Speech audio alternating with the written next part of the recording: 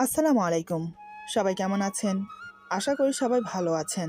আজ আপনাদের জন্য নিয়ে এসেছি নতুন গল্পের প্রথম পর্ব। আশা করি গল্পটি আপনাদের ভালো লাগবে। তাহলে চলুন শুরু করা যাক। আজ আমার বাসর রাত। তবে আমার বিয়েটা সব বিয়ের মতো স্বাভাবিক বিয়ে হয়নি।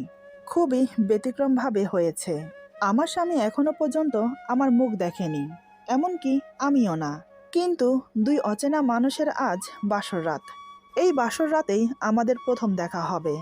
জানি, খুবই অদ্ভুত লাগছে। অদ্ভুত লাগারই কথা, কারণ বিয়েটাও তো অদ্ভুতভাবেই হয়েছে। বাসর ঘরে বসে আছি লাল টুকটুকে শাড়ি পরে স্বামীর অপেক্ষায়, কিন্তু উনি এখনো আসছেন না। কেমন যেন অস্থির লাগছে আমার, কারণ বাসর ঘরে বসে আছি প্রায় 3 ঘন্টা হতে চলল। হঠাৎ দরজা খুলে কেউ ভেতরে প্রবেশ করলো। আমি একটু নড়ে চড়ে বসলাম। যিনি এসেছেন তিনি আমার স্বামী ছাড়া আর কেউ হবে না। আমি চুপচাপ বড় করে মাথায় ঘোমটা দিয়ে বসে রইলাম। কিন্তু হঠাৎ আমাকে অবাক করে দিয়ে উনি যা করলো, তার জন্য আমি মোটেও আশাবাদী ছিলাম না। এমন কিছু হবে বা এমন কিছু শুনবো ভাবতেও পারিনি। এরপর যা হলো। আমার নাম আফিয়া আক্তার পারভিন।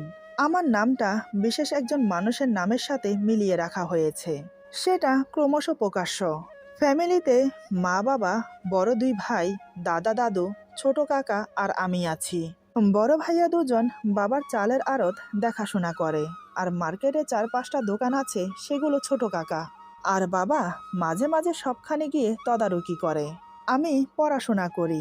সবার ইচ্ছে আমাকে মাদ্রাসায় পড়াবে, হলো তাই। আমাকে মাদ্রাসায় পড়াচ্ছে। যেহেতু আমি মাদ্রাসায় পড়ি, তাই আমি বাহিরে যেতে বোরখা পরে যাই, এমনকি 5 ওয়াক্ত নামাজ পড়ি। সচরাচর মানুষের সামনে প্রয়োজন ছাড়া যাই না। আমি দেখতে ঠিক পুতুলের মতো। একটা পুতুল দেখতে যেমন সুন্দর, আমি তার থেকেও নাকি বেশি সুন্দরী। আমি জানি না, তবে সবাই বলা বলি করে। আমার চোখের মণি দুটো হালকা নীলাভ, যেটা যে কাউকে আকর্ষণ করে। শরীরের গঠন, এমনকি ফিগার, সব মিলিয়ে পারফেক্ট। আমি আমার ফ্যামিলির সবার আদরের। পুরো বাড়িতে একমাত্র মেয়ে বলে আমি আছি, তাই হয়তো আদরটা একটু বেশিই পাই। আমাদের সুখী পরিবার। ভালোই দিন যাচ্ছিল। ধীরে ধীরে মাদ্রাসার পড়াও শেষ করলাম। পড়াশোনা শেষ করে যখন বাড়িতে বসে আছি, তখনই সবাই উঠে পড়ে লাগলো আমার বিয়ের জন্য। বেশ কয়েক জায়গায় পাত্র দেখলো, কিন্তু কারো মন মতো হলো না। শেষমেশ আরো কয়েকটাকে দেখার পর একজনকে তাদের পছন্দ হলো। ছেলেরা অনেক বড় লোক, ভালো ফ্যামিলি, ভালো খানদান, তাই বাড়ির সবাই রাজি হয়ে গেল। আর ছেলেটা দেখতেও বেশ, আমার সাথে মানাবে ভালো। বিয়ের পাকা কথা হয়ে দিন তারিখ ঠিক হলো। আগামী মাসের 10 তারিখে বিয়ে। বিয়ে নিয়ে সব মেয়েরই স্বপ্ন থাকে। আমিও সেই স্বপ্নের সাগরে ভাসছি। কত কিছু মনে মনে প্ল্যান করে নিয়েছি। বিয়ের পর স্বামীর সাথে কি কি করব, তাকে নিয়ে কোথায় কোথায় ঘুরতে যাব, আরো কত কিছু। দেখতে দেখতে বিয়ের দিন ঘনিয়ে এলো। বাড়িতে হুলস্থুল কাণ্ড। বিয়ে বাড়ি বলে কথা, তবে আত্মীয় স্বজনদের অনেক আগেই দাওয়াত দেওয়া হয়ে গেছে। এখন শুধু বাড়ি সাজানো আর অনুষ্ঠানের আয়োজন করা। ধীরে ধীরে সবাই বিয়ের সব আয়োজন করে ফেলল। আজ গায়ে হলুদ। বাড়ি ভর্তি মেহমান গমগম করছে। ছেলে পক্ষ থেকে আমার জন্য হলুদ নিয়ে এলো। যারা হলুদ নিয়ে এসেছে তারা আমাকে দেখে তো প্রশংসায় পঞ্চমুখ। সবার মুখে মুখে আমার রূপের চর্চা, কিন্তু আমার পোশাক তাদের মন মতো হলো না। আসলে আমি হলুদের শাড়ি পরেছি বটে, তবে তার সাথে হেজাব পরেছি। এটা তাদের মন মতো হলো না। গায়ে হলুদের পর্ব শেষ করে তারা চলে গেল। ও, আপনাদেরকে তো বলাই হয়নি, আমার বিয়েতে আমার মায়ের এক সই এসেছে। তাদের যুগে তারা একে অপরকে সই বলতো, তবে আমাদের যুগে আমরা বান্ধবী বা ফ্রেন্ড বলি। মা আর মার বান্ধবী, তারা একদম 2 বোনের মতো। বিয়ের আগে তারা গলায় গলায় থাকতো, কিন্তু বিয়ে হয়ে যাওয়ার পর তেমন একটা দেখা সাক্ষাৎ হয় না, কারণ দুজনের বিয়ে অনেক দূরে দূরে হয়েছে। তাই এত দূর থেকে যাতায়াত করা সম্ভব হলেও ওই যে কথায় আছে না, বিয়ের পর মানুষ সংসারিক হয়ে যায়। সংসার, তার সাথে সংসারের দায়িত্ব, সব ঘিরে ধরে। তবে হ্যাঁ, মনের টান ঠিক আগের মতোই রয়ে গেছে। মাঝে মাঝে ওদের ফোনে কথা হয়। আজ আমার বিয়েতে মায়ের বান্ধবী আর তার ছেলে এসেছে। ওনার হাজব্যান্ড নাকি অনেক আগেই মারা গেছে হৃদরোগে। স্বামী মারা যাওয়ার পর স্বামীর বিজনেস নিজের হাতে উঠিয়ে নেয়, কারণ পরিবারে আর কেউ ছিল না। মায়ের বান্ধবীর নাম রানু বেগম, আমি তাকে রানু খালা বলে ডাকি। যাই হোক, গায়ে হলুদ যেখানে হচ্ছে সেখানে শুধু মেয়েদেরই আনাগোনা ছিল, ছেলেদের আসা বারণ ছিল। যা হচ্ছে সব আমার কথা মতোই হচ্ছে, আর আমার কথা তো কেউ ফেলতে পারবে না। গায়ে হলুদের পর্ব শেষ হওয়ার পর আমাকে গোসল করানো হলো। তারপর এক সময় আমি ঘুমোতে চলে গেলাম। সকাল সকাল আবার ঘুম থেকে উঠে পড়লাম। আজ আমার বিয়ে, আত্মীয় স্বজন বাড়ি ভর্তি, এদিক থেকে সেদিক, সেদিক থেকে এদিক, মানুষ আনাগোনা করছে। তবে আমার রুমে মেয়েরা ছাড়া আর কেউ আসা নিষেধ। তাই এখনো পর্যন্ত বাড়ি ভর্তি এত মেহমানের ভেতর মেয়েরা ছাড়া আমাকে কোনো ছেলে এখনো পর্যন্ত দেখতে পায়নি। দুপুরের দিকে ছেলের বাড়ি থেকে আমার জন্য শপিং করা সব জিনিস পাঠানো হলো। তারা বলে পাঠিয়েছে মেয়েকে আগে থেকেই রেডি করে রাখুন, আমরা আসার সাথে সাথে যেন বিয়েটা হয়ে যায়, তাতে করে বেশি দেরি হবে না। দুপুর 2:30টার দিকে আমাকে সাজানো হলো। সবাই আমার দিকে হতবাক হয়ে তাকিয়ে আছে, কারোর যেন চোখের পলকই পড়ছে না। সবাই শুধু বিড়বিড় করে বলছে, এ কি মানুষ, নাকি কোনো পরী, নাকি স্বর্গের হুর, কোনটা? আরও নানান কথা বলতে লাগলো। এদিকে দেখতে দেখতে দুপুর পেরিয়ে বিকেল হলো, কিন্তু এখনো বরযাত্রী এলো না। এবার সবাই টেনশনে পড়ে গেল। ব্যাপারটা কি হলো কেউ বুঝতে পারছে না। আমার বাবা তো টেনশনে পুরো বাড়িতে শুধু পাইচারি করছে। ছেলের বাড়িতে ফোন দেওয়া হলো, কিন্তু কেউ ফোন উঠাচ্ছে না। দেখতে দেখতে সন্ধ্যা হয়ে গেল। এবার যেন পাহাড় সমান টেনশন সবার মাথায় ভর করলো। এবার বাবা আবার ফোন করলো। প্রায় কয়েকবার রিং হওয়ার পর ফোন রিসিভ হলো। বাবা ব্যস্ত হয়ে বলে, হ্যালো হ্যালো, শুনতে পাচ্ছেন আমার কথা? অপর প্রান্ত থেকে গম্ভীর কণ্ঠে একজন বলে, জি শুনতে পাচ্ছি, বলুন। বাবা বলে, কি ব্যাপার, কি হয়েছে, আপনারা যে এখনো এলেন না? লোকটি গম্ভীর কণ্ঠে বলে, আমাদেরকে ক্ষমা করবেন, ছেলে এই বিয়ে করতে চাইছে না। এখন ছেলে যদি বিয়ে না করে তাহলে আমরা এসে কি করব? ক্ষমা করবেন আমাদের। এই বলে লোকটা ফোন কেটে দিল। বাবা তো ধপ করে সোফায় বসে পড়ল। কাকা এসে বলে, কি হয়েছে ভাইয়া, ওনারা কি বলল? বাবার চোখে পানি, তার একমাত্র কলিজার টুকরার কপালে এই ছিল। কাকা বলে, আরে ভাইয়া কি হয়েছে, তুমি কান্না করছো কেন, বলো আমাকে। বাবা কাপা কাপা গলায় বলে, ওরা ওরা বিয়েটা ভেঙে দিল, আমার মেয়েটার কি হবে এখন? কথাটা পুরো বাড়িতে ছড়িয়ে পড়ল। সবার মুখে মুখে একটাই কথা, এই মেয়ের বিয়ে ভেঙেছে। এই মেয়েকে কে বিয়ে করবে? বিয়ে ভাঙা মেয়ের কখনো বিয়ে হয় না। কেউ অলক্ষিণী, অপয়া, নানান কথা বলতে লাগলো। ততক্ষণে কথাটা আমার কানেও এসেছে। কথাটা শোনার সাথে সাথে মাথায় যেন আসমান ভেঙে পড়ল আমার। এক নিমেষেই বুক ভরা আশা আকাঙ্ক্ষা সব ধূলিসাৎ হয়ে গেল। চোখের স্বপ্ন এখন পানির ধারায় বয়ে যাচ্ছে গাল বেয়ে। দু চোখ বেয়ে নীরবে জল গড়িয়ে পড়ছে। আমি পুরো পাথর হয়ে গেছি। আপনারা বুঝতে পারছেন বিয়ের দিন একটা মেয়ের বিয়ে ভাঙা কতটা বেদনাদায়ক। কিন্তু আমার সাথে কেন এমন হলো? দাদা দাদু, বড় ভাইয়ারা, ছোট কাকা আমার পাশে বসে আমাকে বোঝাচ্ছে। তারা তো আমাকে সান্ত্বনা দিয়েই যাচ্ছে, কিন্তু আমি কোনো কথা না বলে শুধু নীরবে কান্না করছি। এদিকে মা কান্নায় ভেঙে পড়েছে। রানু খালা মাকে সান্ত্বনা দিচ্ছে, কিন্তু এই সান্ত্বনাতে কি হবে? মা কান্না করতে করতে বলে, এ কি সর্বনাশ হলো আমার মেয়েটার।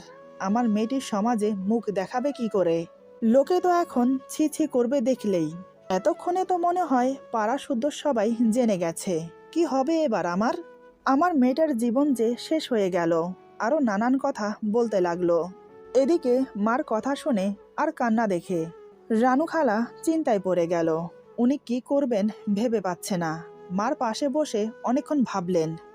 বেশ কিছুক্ষণ ভাবার পর তিনি অনেক বড় একটা সিদ্ধান্ত নিলেন, যেটা কখনোই হবার নয়।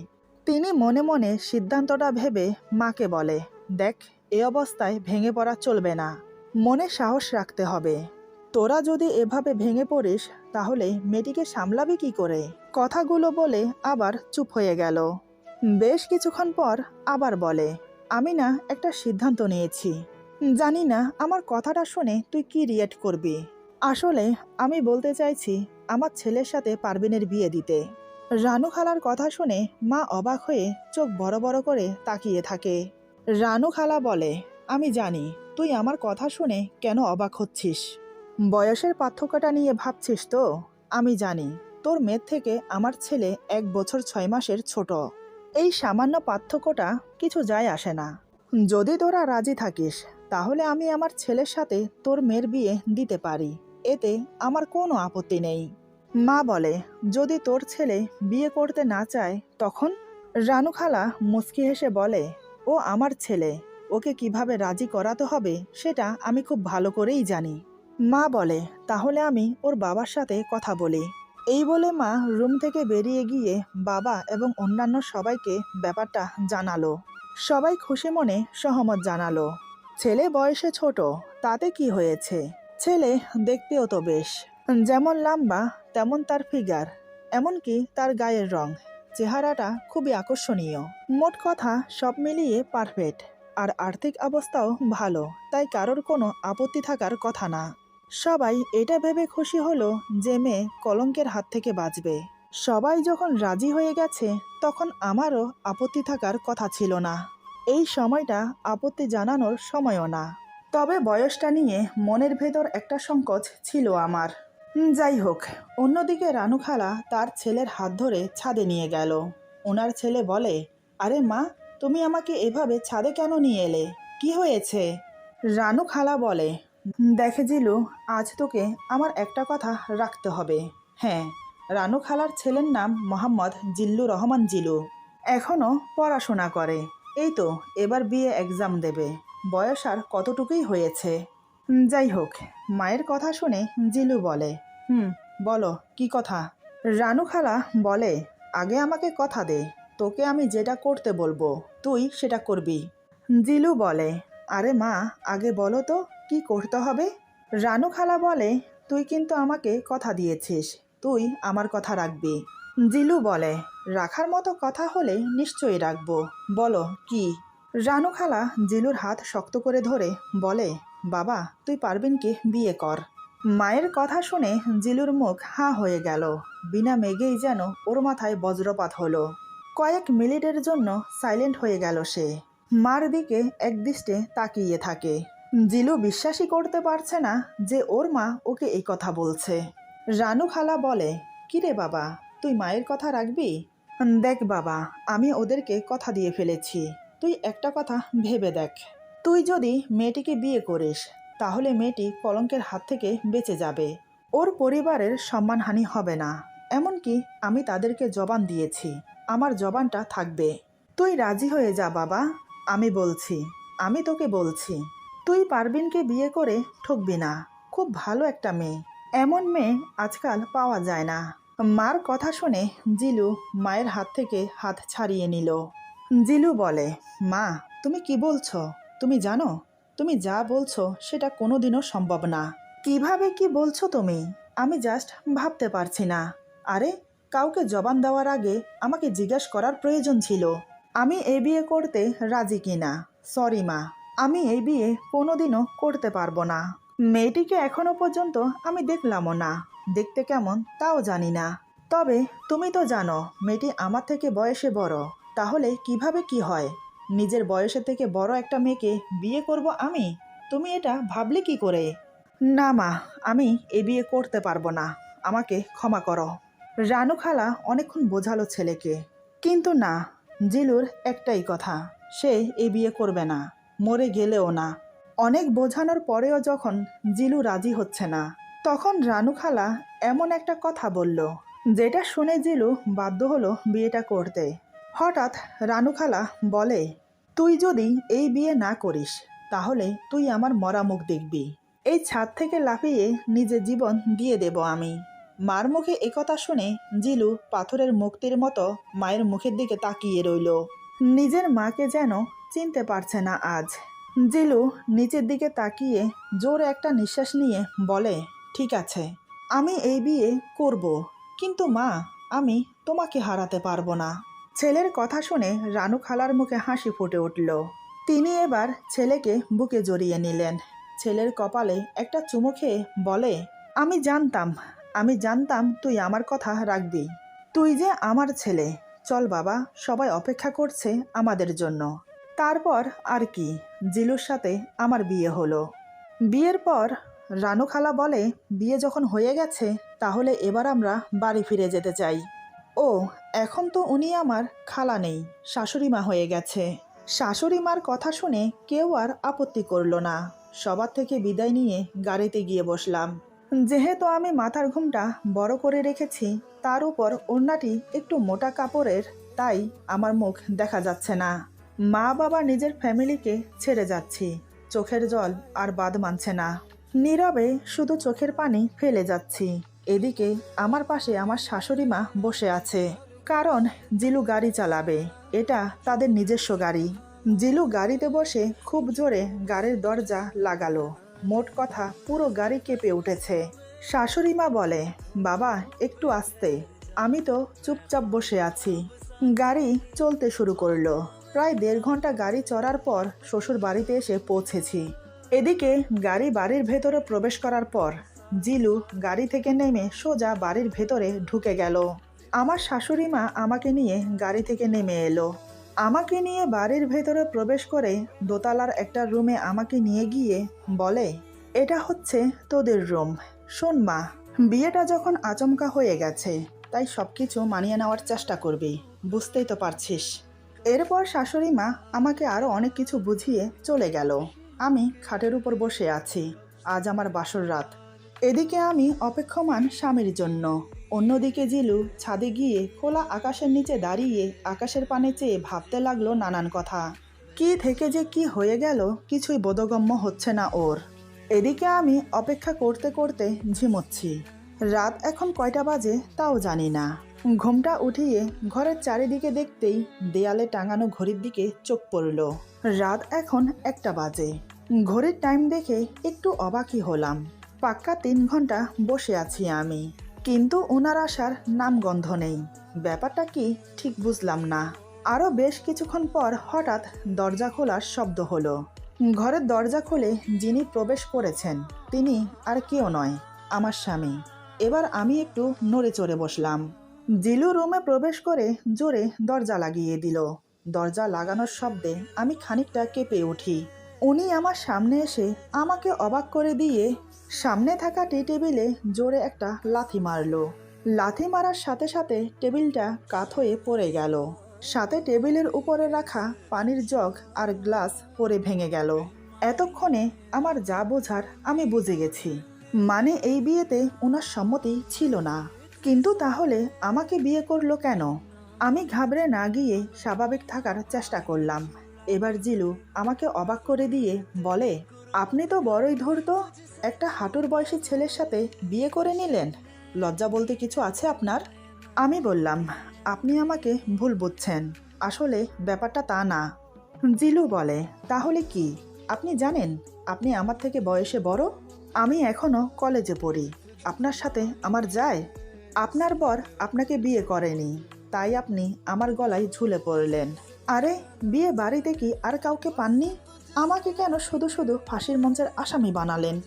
আমি বললাম, আমাদের প্রিয় নবী হজরত মুহাম্মদ সাল্লাল্লাহু আলাইহি সাল্লাম কিন্তু তার থেকে 24-25 বছরের বয়সের বড় মা খাদিজাকে বিয়ে করেছেন।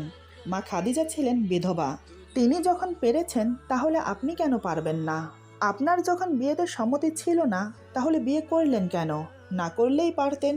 জিলু বলে, এই যে, আমাকে একদম হাদিস শোনাতে আসবেন না। বলেছিলাম আমি এই বিয়ে করব না, মরে গেলেও না। কিন্তু আমার মা আমাকে বাধ্য করলো এই বিয়ে করতে। আমি বললাম, সেটা কিভাবে?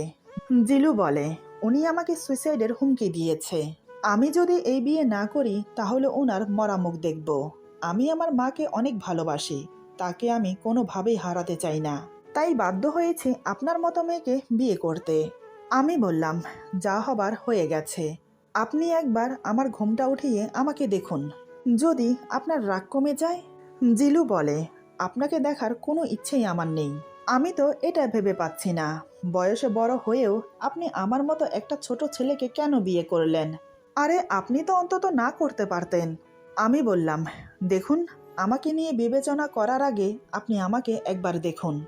জিলু বলে, আবার সেই কথা? আরে আপনাকে দেখার কোনো ইচ্ছেই আমার নেই, বুঝতে পারছেন না সেটা?